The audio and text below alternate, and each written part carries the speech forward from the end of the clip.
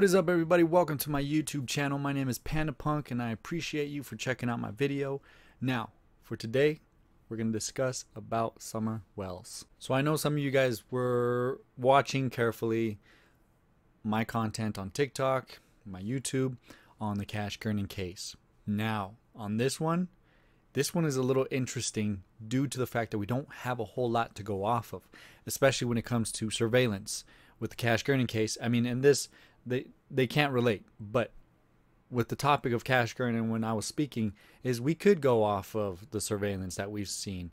There was a lot of tips. There was a lot of things we could talk about because of the environment that these two boys lived in. Now, when we jump into Summer Weels, this is quite an interesting one. It's hard because investigators still have nothing.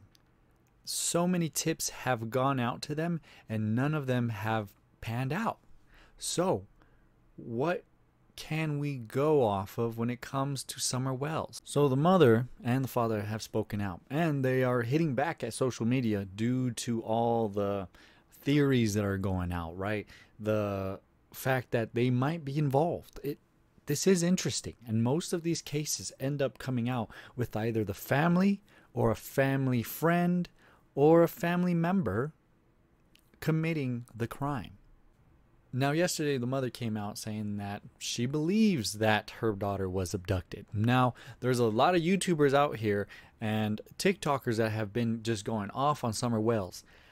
I've done it, but for this case, it's pretty difficult because there's really not a whole lot to go off of, other than the dad has a criminal past along with his son who's a sex offender, but we still don't know the story behind that. It sounds like he was 19 or 20 and she was 17, so there could have been that consensual, but he was just a couple years older. So there's that, but we'll go back to the father. The father goes into saying that he believes that Summer was abducted and his mind goes to trafficking.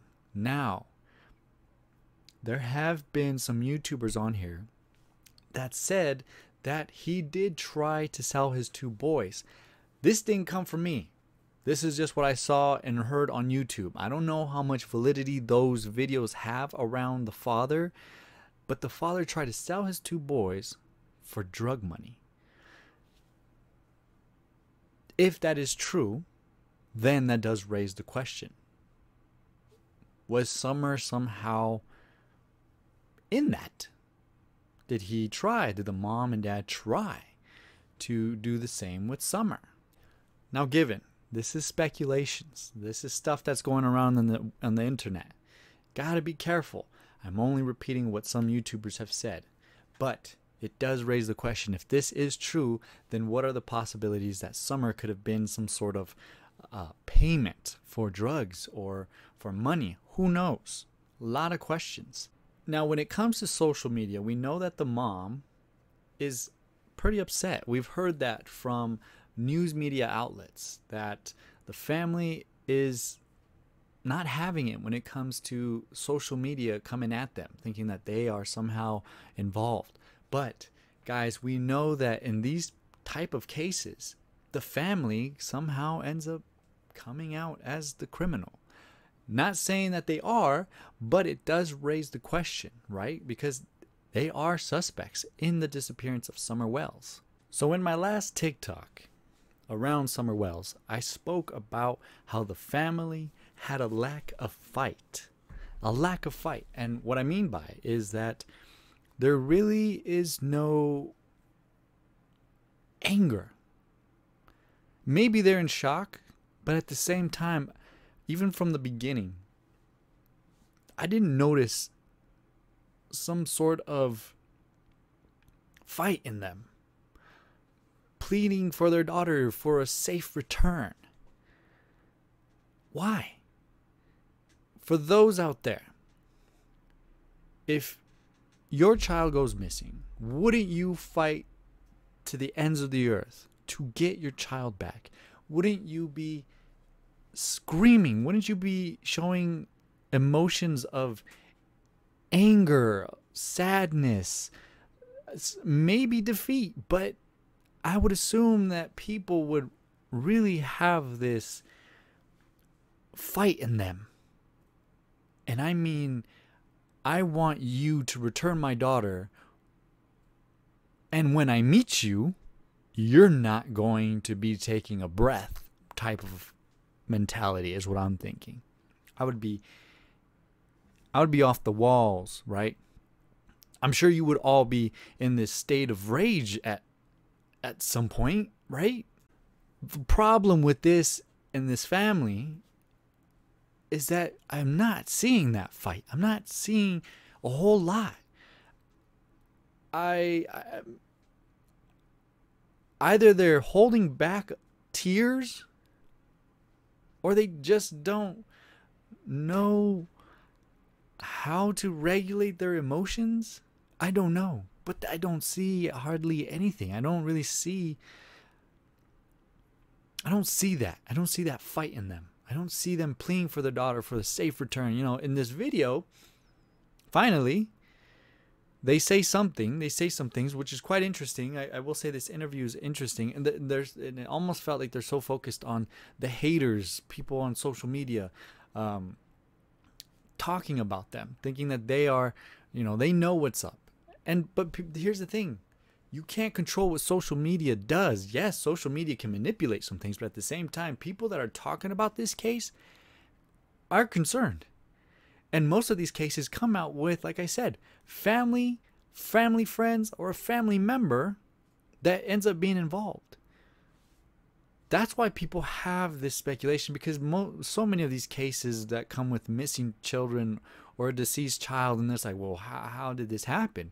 And then they're looking around, they're asking questions, and then it goes back to the people who are taking care of that child. It pins point back to them. So we as content creators have so many questions. We will raise those questions. Everybody that's watching this case, because it is national news, have this inkling that they are involved somehow. You don't just talk about trafficking the first day that it happens. You're hoping that your child is within the range of your home, is somewhere nearby. Obviously, the dad in this interview is talking about, I wish that we can somehow, search through people's homes, but you can't. And yes, you can't. But it does make sense. I agree. I'm sure as parents, you're hoping that, I hope that everyone can look through their homes, or maybe she is somewhere within the area, or snuck into somewhere, or, who knows? Just thoughts. I'm sure the dad has these thoughts, but it's still interesting to me that trafficking was the first thing that came to mind in the beginning. Now, Summer's mom has a TikTok account, and the last video is of Summer.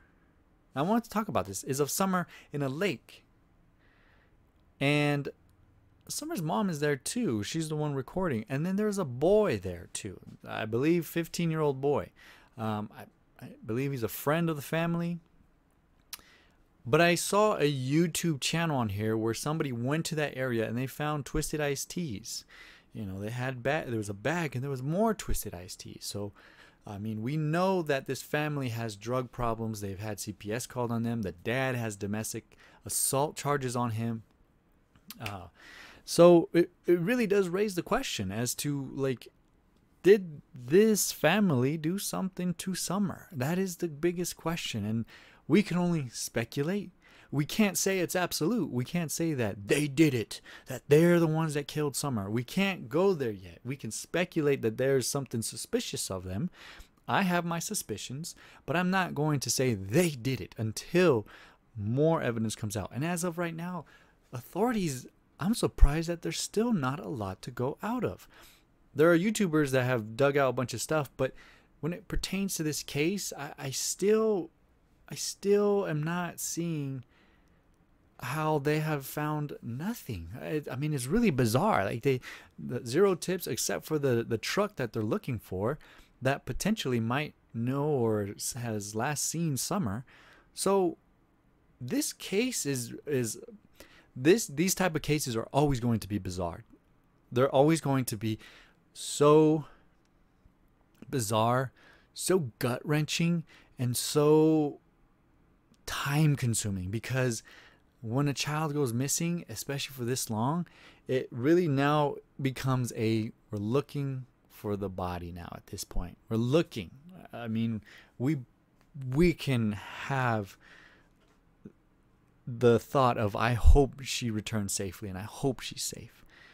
But we know when things like this end up taking this long, it's not good. So when it comes down to the TikTok video of Summer's mother, I will say, as a content creator on TikTok, we don't know if that video was recorded on that day, unless if authorities have the technology to really go in there and figure out when that recording was taken. Because here's the thing, when you're recording on TikTok, you can save it as draft, and you can have it sit in your draft box for quite some time. And if the person feels like posting it, they can post it on that day they feel like posting. So we don't know if that video is of that day. But here's the thing, that YouTube content creator that I saw on YouTube, where he goes to the lake and finds those twisted iced teas, I mean, we don't know how long those twisted iced teas have been there. It really comes down to forensic on that part too, like who drank it, who had it. So at this point, we just have to be patient and see what authorities find. I know it's been kind of this, oh my gosh, still nothing. And the family comes out and they're kind of in this blasting the haters, like, you guys are trying to say it's us. Pretty much what I'm getting, you know, stop pinpointing us, stop saying that it's us. They're just so focused on the social media aspect of it, where I'm like, let people talk. Go find your child. Plead for her life. There's no need to worry about what social media is saying. Yes, I get it. I guess when I'm trying to think empathetically, yes, I can see the frustration, the sadness around that. But at the same time, you kind of have to expect that. You know, this is a missing person, and nothing is giving. Nothing is happening. Nothing. Authorities don't have much. So I think the family just needs to focus on trying to find their daughter and not focus on social media. Because it seems like every article I've read, it just kept going to like, the family's devastated because what people are saying on the web. It's like, don't be concerned of what's being said, you know, focus on your missing daughter. That's the main focus. Anyways, that is my rant on the Summer Weels. Until then, I will catch you guys later. And I do apologize I haven't posted lately. I think the Cash Gurney case really did a number on me. It was traumatizing. It was scary. And now we have the Summer Weels, where I'm like, ugh. Kid cases are just so draining and sad that it does take, at least for me, I need to take breaks from this type of stuff. I need to, you know, enjoy what's outside of social media. But until then, everybody, enjoy yourself, enjoy your life, and hold your babies, hold your dear ones. And until then, take care. Until the next video, Panda Punk out. Peace.